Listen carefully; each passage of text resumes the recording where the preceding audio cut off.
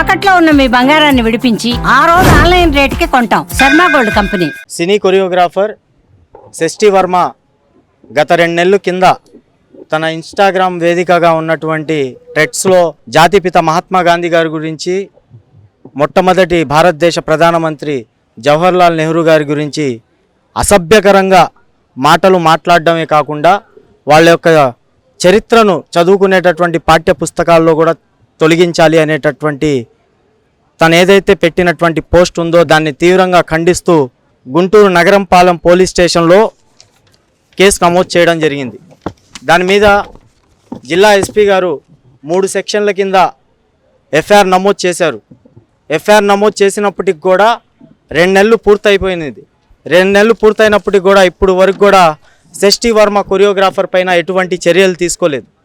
ఇప్పటి వరకు కనీసం ఒక నోటీస్ ఇవ్వలేదు, ఛార్జ్షీట్ ఓపెన్ చేయలేదు. అంటే పూర్తి స్థాయిలో మాకు అనుమానాలు వ్యక్తమవుతూ ఉన్నాయి.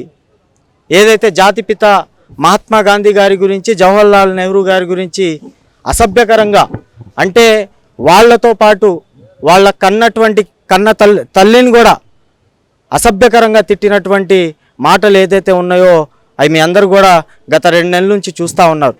దీనిపైన ఎందుకు ఇప్పుడు వరకు కూడా ఎఫ్ఐఆర్ నమోదు చేసేప్పుడు కూడా ఎందుకు చర్యలు తీసుకోలేదో జిల్లా ఎస్పీ గారు సమాధానం చెప్పాలి.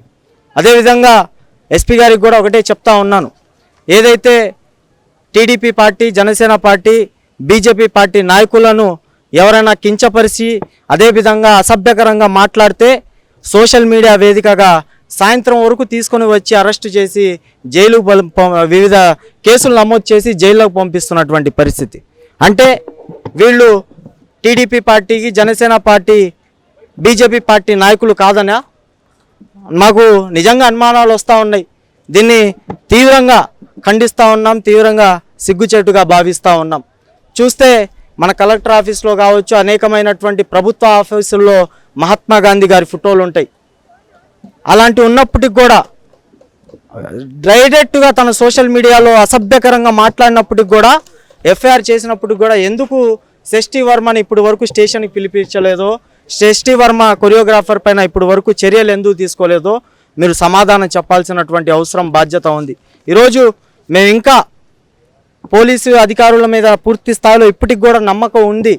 నమ్మకంతో ఈరోజు మరలా ఎఫ్ఐఆర్ చేసినప్పటికి కూడా ఎందుకు మీ చర్యలు తీసుకోలేదు అంటే ఎస్పీ గారి దృష్టి దాకా రాలేదా అనేటటువంటి ఆలోచనతో ఈరోజు మరలా గౌరవనీయులైనటువంటి ఎస్పీ గారిని కలిసి తక్షణమే షష్ఠీ వర్మ పైన కఠినమైనటువంటి చర్యలు తీసుకోవాలి అనేటటువంటి ఆలోచనతో ఈరోజు రావడం జరిగింది. లేకపోతే తను పెట్టినటువంటి పోస్ట్ ఏదైతే ఉందో ఆ పోస్ట్ని సైతం డిలీట్ అయ్యేటటువంటి అవకాశాలు, ఆ ఒక్క కేసుని కూడా తారుమారు చేసేటటువంటి అవకాశాలు కూడా చాలా ఉన్నటువంటి పరిస్థితులు కనబడతా ఉన్నాయి. దీన్ని తక్షణమే ఎస్పీ గారు పరిణామంలో తీసుకొని షష్ఠీ వర్మ కొరియోగ్రాఫర్ పైన పెట్టినటువంటి సెక్షన్ల కింద కేసులు నమోదు చేసినప్పటికి కూడా వాళ్ళు చర్యలు తీసుకోలేదంటే మీరు దీనిపైన సమాధానం చెప్పాల్సినటువంటి అవసరం ఉంది. మళ్ళా తక్షణమే షష్ఠీ వర్మని కూడా తక్షణమే చర్యలు తీసుకొని అరెస్టు చేసి, అదేవిధంగా ఏదైతే తను చేసినటువంటి అనుచిత వ్యాఖ్యలు ఉన్నాయో దాన్ని పూర్తి స్థాయిలో కూడా మీరు విచారణ జరిపించి దానికి తగినంత శిక్ష విధించాలి అనేటటువంటి ఉద్దేశంతో ఈరోజు గుంటూరు జిల్లా ఎన్ఎస్ఏ బృందం ఈరోజు ఎస్పీ గారి కార్యాలయానికి రావడం జరిగింది.